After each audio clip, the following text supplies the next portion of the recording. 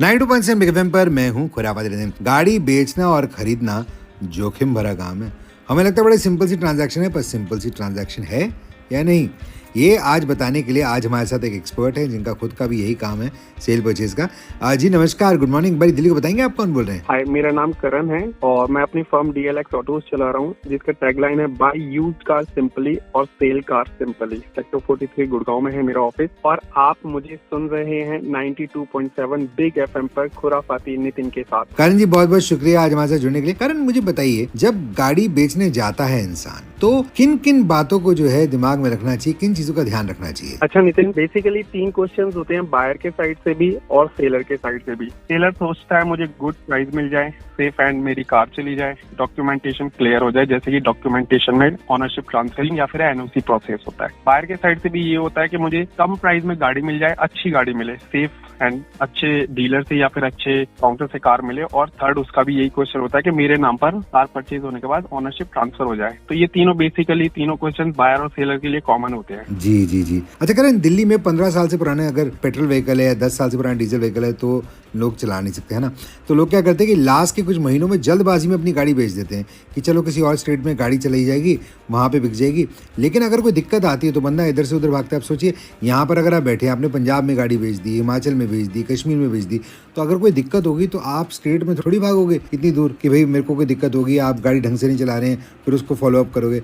तो जल्दबाजी में लोग गाड़ी बेच देते लास्ट पॉइंट पे, ऐसा होता है क्या? एक्चुअली नितिन जी, यहाँ पे थोड़ा सा अवेयरनेस की प्रॉब्लम है, क्योंकि इंडिया में ना अवेयर नहीं किया जा रहा है पब्लिक को ट्रांसपोर्ट साइड से, ठीक है। तो वो NCR में बेसिकली बताया गया कि पहले भी जैसा 15 इयर्स के लिए पेट्रोल रजिस्टर्ड होता था, पेट्रोल व्हीकल, और 15 इयर्स के लिए डीजल, बट NGT का नॉर्म्स आने के बाद अब डीजल इंजन 10 इयर्स के लिए वैलिड है और पेट्रोल तो वो 15 इयर्स के लिए है ही है। तो सेलर या बायर वो काफी डाउट में है कि मेरे को डिसीजन कैसे लेना चाहिए। तो फर्स्ट सबसे पहले तो उसको ना थोड़ा सा रीड कर लेना चाहिए कि मेरे 10 इयर्स अगर आ रहे हैं तो वो एकदम से परेशान ना हो। ये प्रोसेस इजी है। 10 इयर्स, बिफोर 10 इयर्स या फिर आफ्टर 10 इयर्स वो अपना NOC प्रोसेस करा सकता है। अगर वो किसी और स्टेट में रहता है NCR से बाहर, तो अपने व्हीकल की NOC प्रोसेस करा करके उस स्टेट में व्हीकल लेके जा सकता है। जी जी जी। एक काम करते करण, आपने सारी इन्फॉर्मेशन दी है, थैंक यू सो मच। और मुझे लगता है कि लोग काफ़ी फायदा होगा ये सारी बातें सुन के। लेकिन एक चीज़ जो है ना, वो जब समझ नहीं आती तो इंसान उस टाइम पे जो है थोड़ा धराशायी हो जाता है। समझ नहीं आता कि अब गाड़ी भी बेचनी है,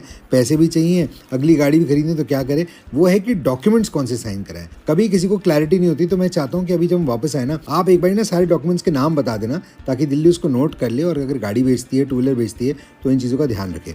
आप रहिए मेरे साथ 92.7 बिग FM पर। मैं हूँ खुरापाती नितिन। 92.7 बिग FM पर। भाई आज हम इसी बारे में बात कर रहे हैं कि जब भी गाड़ी अपनी बेचो या टू व्हीलर बेचो तो किन किन चीजों का ध्यान रखना चाहिए। इनफैक्ट सिर्फ बेचने वाले को नहीं, खरीदने वाले को भी बहुत ध्यान देना पड़ता है। इसीलिए आज इस बारे में बात करने के लिए हमारे साथ एक ऑटो एक्सपर्ट है जिनका खुद का काम है सेल परचेज का, गाड़ियों का।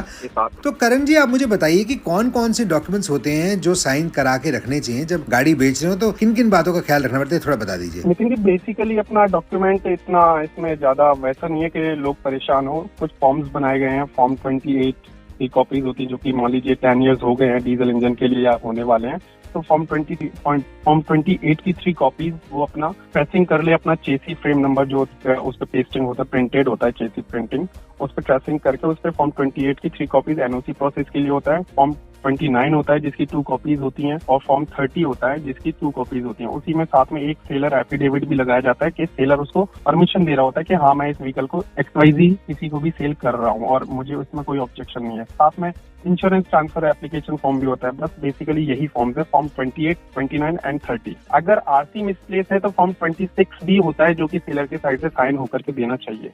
इसके अलावा और कोई एक्स्ट्रा कोई डॉक्यूमेंट्स नहीं है, ना ही ऐसा कोई पजल है कि परेशान हो सेलर या बायर कोई भी। अच्छा, आप इस इंडस्ट्री में है, चलो ये तो आपने अच्छी मदद कर दी, आपने बता दिए सारे फॉर्म के नाम, तो आई एम श्योर नोट कर लिया होगा दिल्ली ने।